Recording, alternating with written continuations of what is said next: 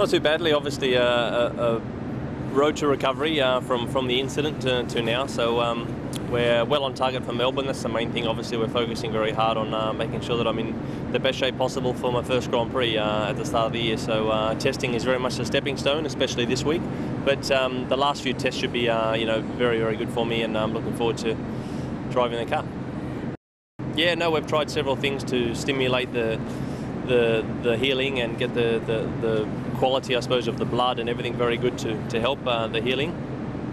And obviously I'm trying to do some normal training, whether it's on the static bike or rowing machine, swimming, to keep my cardiovascular system working. And so yeah, it's been good. I think the old cars did look obviously beautiful because the wings and everything looked in proportion to the rest of the car. Obviously the new regulations look a bit different. We'll get used to them very, very quickly. I love the new car. I think it looks very, very nice, and Adrian and his team have done an amazing job. Well, I think all of it makes sense. KERS is a little bit of an unknown obviously for everybody, because I think some teams will use it and some teams won't use it. I think it won't be that easy to explain for the commentators and for the people to really understand what's happening maybe. So that's probably the only concern for the people is the KERS situation. But slicks, aerodynamics, all those type of things I think will be good for the sport.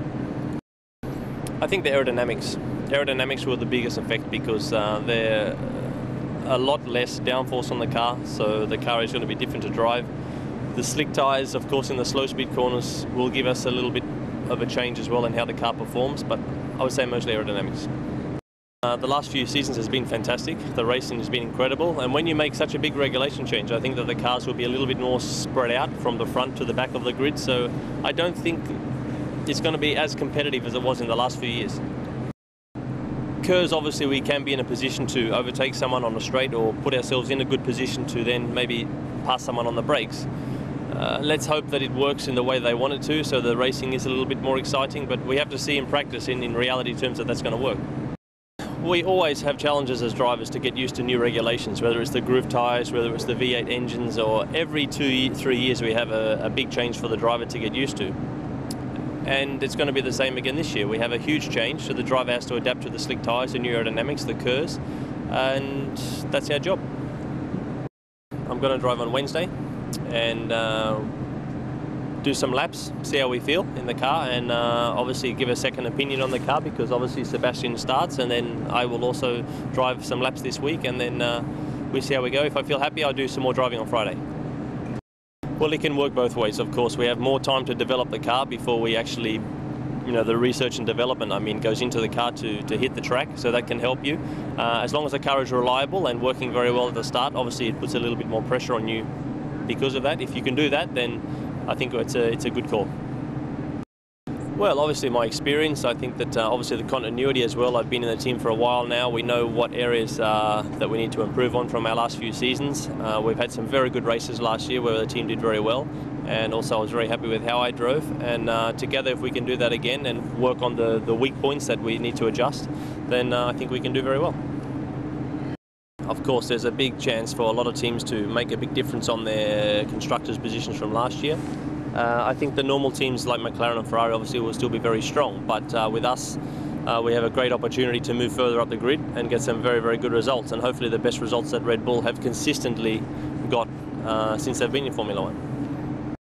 Well, I think it's always been the case in Formula One that the driver has a huge role to play in the performance of the car.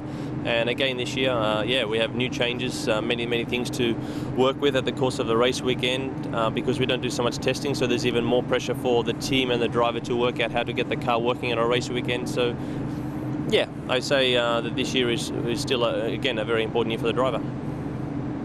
Sebastian and I have always enjoyed a good relationship. I remember the first time he drove a Formula One car here for Williams when I was driving, and it was a very good experience and a great day for him, and I still remember that. But it's a great opportunity for him to come to Red Bull, and also it's great for Red Bull to have Sebastian Vettel. He's a great, exciting talent, and Red Bull have been very good to him for many years, and so I'm excited to be his teammate, and together we can work very well. Well, every year is very, very important. There's always pressure on a driver. You know, the first time I come here to drive against David, he had won 13 Grand Prix, you know, and he was very, very experienced and also had been in the team for a while. So that was a big test for me. And I'm expecting the same with Sebastian. You know, obviously a young charger and very, very determined to do well in his career, which you expect at this level in Formula One. You want to compare yourself to the best. So I'm looking forward to the challenge. Well, of course, it would be great to win some Grand Prix if we can do that. That would be fantastic and take the team forward.